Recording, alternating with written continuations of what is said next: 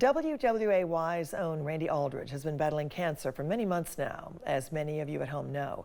The struggle has been long and difficult for him and for the friends, family, and viewers who support and love Randy. But there's new hope tonight that Randy will be back on the air soon here at WWAY. He joined us for an interview today with our own Amanda Fitzpatrick to break down how the past few months have been for him and what he's looking forward to in the near future. WWAY family, we are here with a special treat on the couch today. I am personally trying to hold all my excitement and happiness and tears and all the emotions that are going through me. Randy Aldridge, my work husband, co-anchor, work wife, my friend in real life, but my co-anchor who I have been missing, and I'm trying not to cry. You're trying not to cry. Yes.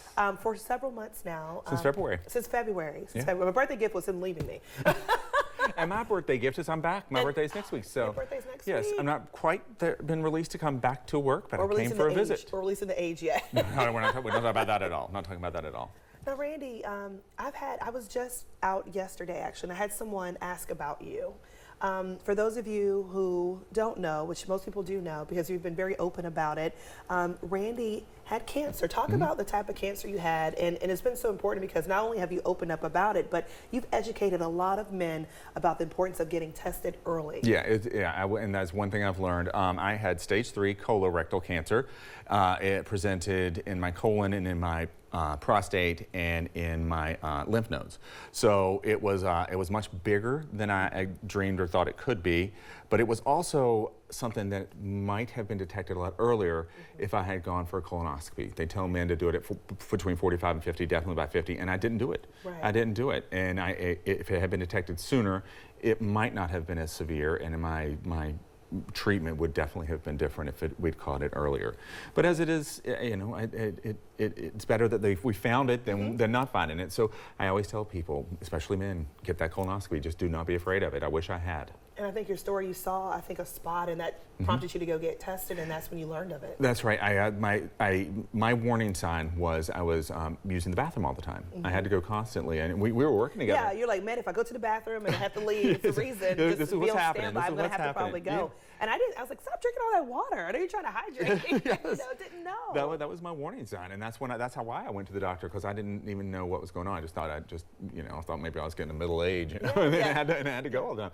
And that's how we discovered it. But the good news is I'm after these many months is that it's much improved. And I could be getting near the end. The doctors will not say the word remission yet. Okay. They are very cautious. But you know, hopefully soon. Hopefully we'll find out soon. Well, what are they telling you right now as far as like what you feel comfortable talking about, which you've been an open book? When you go to the doctors, are they saying like, you know, you may be coming back soon? Are they saying the cancer's still there? What are they telling you? So my treatment was a combination of radiation and chemotherapy. What I had was I couldn't have surgery for. Okay. So it was those two, which was very intense. It's not often done together, but it was very intense, and it made for a very difficult past 3.5 months. Right. But it was successful in that they believe almost all, if not all, the tumor is gone. Which is, yes. I know. We applaud about that every day. There is a spot still, and we don't know what that is. At this point, I still have radiation and chemicals in my body, so they're letting what's still there fight what is there.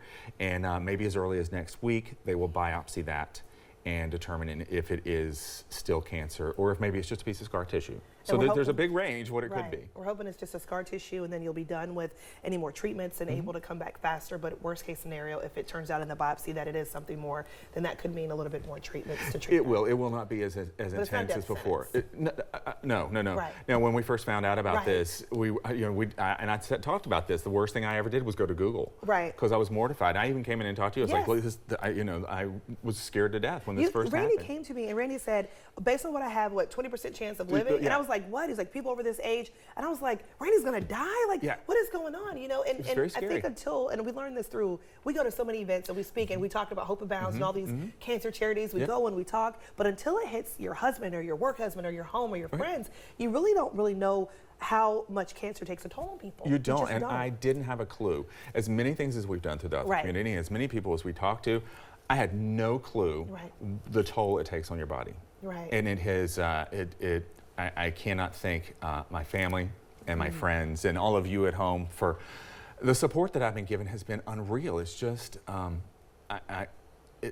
there is a community that helps you heal. There's no doubt about it. So I have to say thank you to everybody. But, and also a warning, if this ever happens to you, call me. I will tell you what to expect, because we had no clue. And I want to talk about that, you know, as we're wrapping up. When I saw, when you first posted it and you had hundreds of shares, there are people from all over the world that were commenting. What does it feel like when you're sitting at home and you're fighting this, and you're trying to fight this disease, and you're trying to be strong, and you're seeing yourself physically change? You still look great, but you're seeing these changes that are happening. What's it like when you see those text messages and you see those comments on Facebook, and you start seeing that outpouring of love from complete strangers encouraging you? Well, I cried a lot.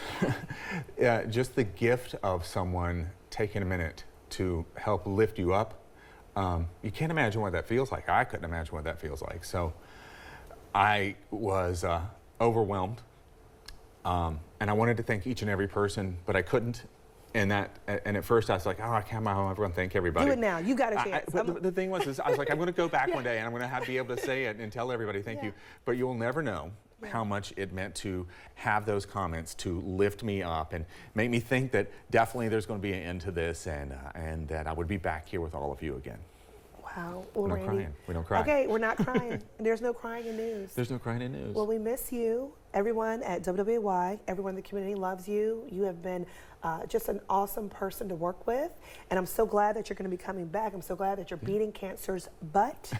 And I think about, you guys, you think about news and the jobs that we do, and I think about the 88.5, 89 hours that we were on air, where you were away from your family, you were here, and a lot of people don't know, but there were hours where I couldn't be on the couch and I wasn't feeling well, and Randy stepped in and for nonstop for 3 hours was without me, just anchoring the news and covering the hurricane during Florence. And the community forgot about that. No, and I'll never forget that. And you've always just been someone to support me and everyone at the station. I know. So I'm going to cry now, so I'm going to end it. But I just want to say thank you, and we're rooting for you. Thank you. We're praying for you. Oh, don't cry. And we support you, and that we love you. Love you too. And we're so excited that you're feeling better. You look great, by the way. Thank you. He posted a picture. I was like, that Randy looks so good all the time. So just know that we are rooting for you and supporting you, and that your WWY family and that your Cape Fear community loves you, and that we are looking forward to you getting back on the couch and back on the anchor desk. Soon. Very soon. Thank you. Well, all right, guys, Randy Aldridge in the flesh, and he is definitely coming back stronger and better than ever, and we can't wait to see you back here at WWY.